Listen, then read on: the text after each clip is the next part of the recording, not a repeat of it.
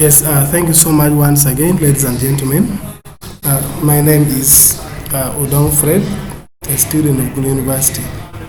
Now, I'm here to take you through another important aspect in information literacy. And here we shall look at what is called understanding plagiarism. That is going to be our focus. So, in understanding plagiarism, ladies and gentlemen, as we look at this, of course, in this topic, understanding plagiarism, it is important that our first focus is going to be on what plagiarism is. So, ladies and gentlemen, plagiarism is often always misunderstood as simply copying. That's how most people take it, as you know. But in the world of information literacy, it is defined as the representation of another person's ideas, words, or work as you own, whether intentional or accidental rather. It is a serious breach of academic and professional ethics. So that is what plagiarism is. Now we shall advance further, then look at the types of plagiarism that we have. So in the types of plagiarism, ladies and gentlemen, we shall say plagiarism isn't always a copy-paste job.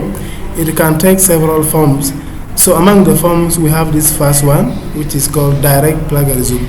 So in looking at this, ladies and gentlemen, the word-for-word transcription of a section of someone else's work without attribution and without quotation mark. So this one we call it direct plagiarism. Then there's what we also call self-plagiarism. With self-plagiarism, it involves or talks about submitting a paper you wrote for a previous class to a new class permission. Even though you wrote it, you are recycling credit for work. So that is the second type.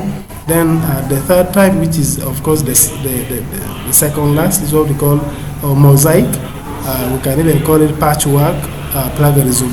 So this one talks about borrowing phrases from a source without understanding the marks or finding synonyms for the author's language while keeping the same structure and meaning.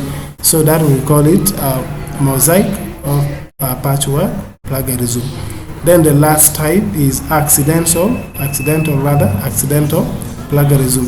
So with accidental plagiarism, it embarks on forgetting to cite a source, misquoting a source, or paraphrasing a source by using similar words or sentence structure without understanding. That one we call it accidental.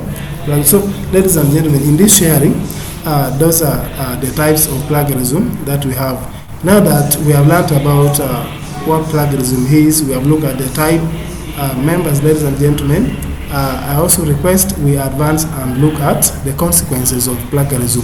So in doing this, or in this practice, what are some of the repercussions that may come? Of course, in my work here, I have this one here. The repercussion of plagiarism can vary depending on the environment, but are universally damaging. But here, there's academic consequences. We must look at that. Under academic consequences, we have what is called grade penalties. This one here, a 0 on the assignment or an automatic F for the assignment. Situation where a 0 is put just like that. Then there's suspension or expulsion as one of the consequences. So in this one here, it talks about formal marks on your permanent academic recycling and removal from the institution. Then the last one, the last consequence, we also have revocation of degrees. What are we looking at here? If discovered years later, universities can legally fail to graduate you of their degree. So that one we call it revocation of degrees. So those are also the consequences. Then another consequence still here, we are calling this one, this category, we are calling it professional consequences. Remember the first one we talk about academic consequences. How about professional consequences? With professional consequences, we shall have loss of reputation. So in the workplace, plagiarism can lead to loss of trust from colleagues and clients. I think this one is just very clear. We all know that. It is self-explanatory. Then another professional consequence of plagiarism, it can call for termination.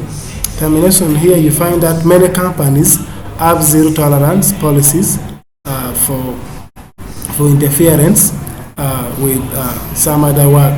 So that can call for termination. Then even besides that, the last one, we may also have the legal actions, where in this one here, if you plagiarize copyright materials for profit, there's a way that the law can take its course, and you find that the lawsuits or there is that heavy fine that is imposed in the person.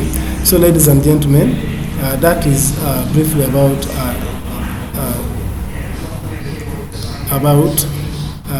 citation. That is briefly what we have there on citation. Thank you so much. I request that in case of any comment, addition, it is accepted. But don't forget to subscribe to my YouTube channel.